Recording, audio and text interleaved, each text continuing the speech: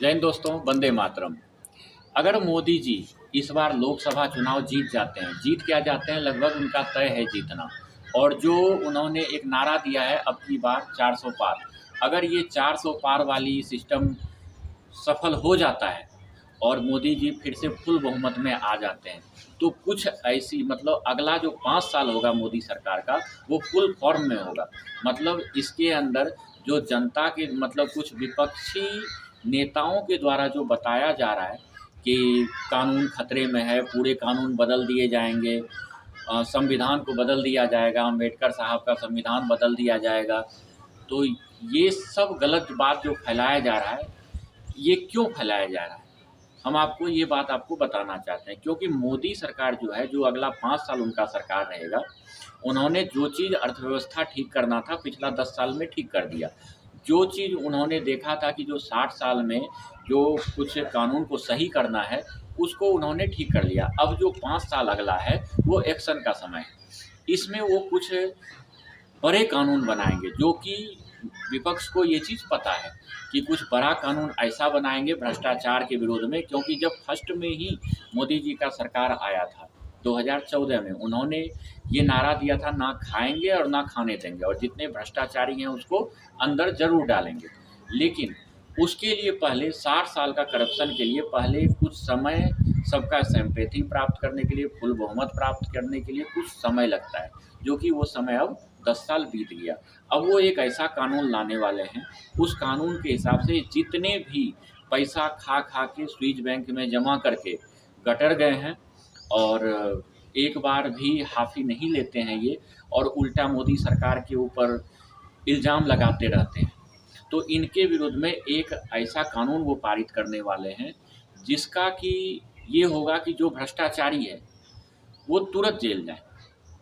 अब भ्रष्टाचारी क्या करता है, मैं आपको एक ये पॉइंट आप अच्छी तरह समझिएगा। भ्रष्टाचारी मान लीजिए 500 करोड़ का भ्रष्टाचार कर दिया, और वो 500 करोड़ जो है विदेश में चला गया, भेज देता है। अब तो रिकवरी तो होना नहीं है, रिकवरी नहीं होगा तो इनको जेल होगा। अगर ये जेल जाते हैं तो ये वेट करते हैं कि अगला सरकार आएगा दूसरा, और हम बाहर हो जाएंगे, पूरा का पूरा एविडेंस मिटा दिया जाएगा। लेकिन अगर मैं कुछ दिन के लिए जेल गया भी, तो मेरा पूरा खानदान, अगला 7 पुश्त जो है, वो तो सही हो जाएगा, वो तो भूखमरी में नहीं जिएगा। जैसे आप देखिए लालू यादव को, वो क्या थे, एकदम गरीबी रेखा से भी नीचे में थे, लेकिन उन्होंने चारा घोटाला किया, बहुत सारे घोटाला किया, लैंड फॉर जॉब का घोटाला किया, और इतना पैसा कमा लिया कि अगला अब तेजस्वी यादव का बेटा, उसका 7 पुश्त तक अगर बैठ के खाएगा भी ना, तो फिर भी ख़त्म नहीं होगा। अपना खानदान उसने बदल लिया। अब लालू यादव कुछ दिन तो जेल में रहा, लेकिन झारखंड में फिर उसकी सरकार आई, देखो अभी बाहर है वो। तो इन लोगों को ये चीज़ पता है। उसके विरुद्ध में मोदी जी जो है बहुत बड़ा कानून पास करने वाले हैं, और ये चीज़ विपक्ष के जितने भी घोटालेबाज नेता है, सबको ये बात पता है कि कड़ा कानून आएगा और हम सारे के सारे अंदर जाएंगे। जिसमें कि तेजस्वी को भी डर लगता है, केजरीवाल को तो लगता ही लगता है, हेमंत सोरेन तो जेल में है ही, अखिलेश सपाई नेता को भी ऐसा लगता है, मुफ्ती महबूबा को लगता है, लगभग को ऐसा लगता है कि हम लोग जेल जाने वाले हैं कानून के कारण। अच्छा, दूसरा जो बड़ा कदम ले सकते हैं मोदी जी, दूसरा बड़ा कदम यूसीसी के ऊपर ले सकते हैं।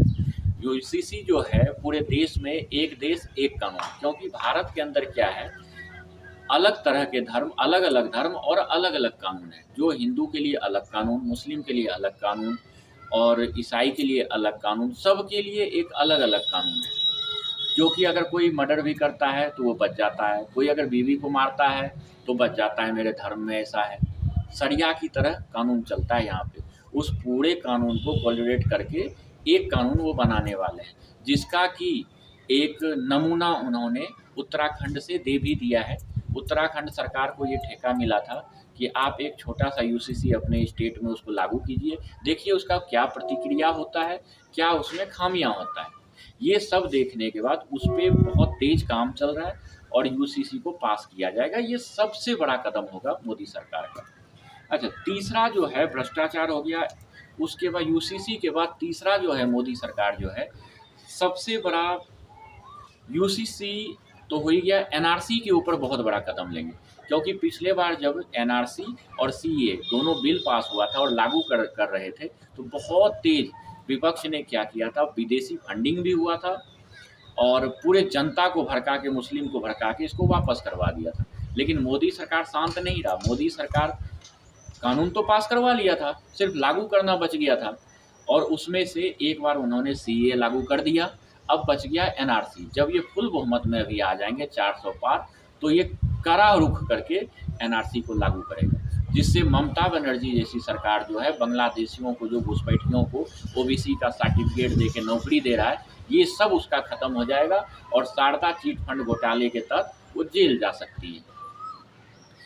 एनआरसी से बहुत सारा उनका वोटर जो है बांग्लादेश वापस जाएगा, और क्योंकि इन्होंने गलत तरीके से उनको वोटर लिस्ट दे के बंगाल का मान्यता दे रखा है, उनको नागरिकता दे रखा है। उसके बाद जैसे जनता का बहुत ज़्यादा उपेक्षा है मोदी जी से कि आपने राम मंदिर बना दिया, आपने काशी में भी मंदिर बनाया, लेकिन ज्ञानवापी जो है मस्जिद रह गया। लेकिन हम मस्जिद हम उसको नहीं बोल सकते, उसको ज्ञानवापी मंदिर बोलना पड़ेगा, क्योंकि मस्जिद जो है वो एक विवाद उससे हो सकता है, विवाद का विषय है।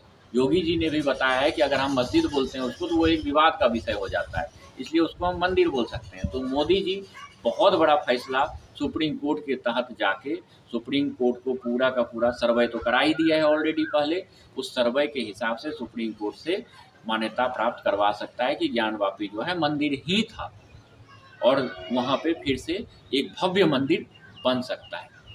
चौथा जो है, मोदी जी ने जो अंदर ही अंदर कानूनी प्रक्रिया शुरू करवा दिया है अपने छोटे नेता से, श्री कृष्ण जन्मभूमि।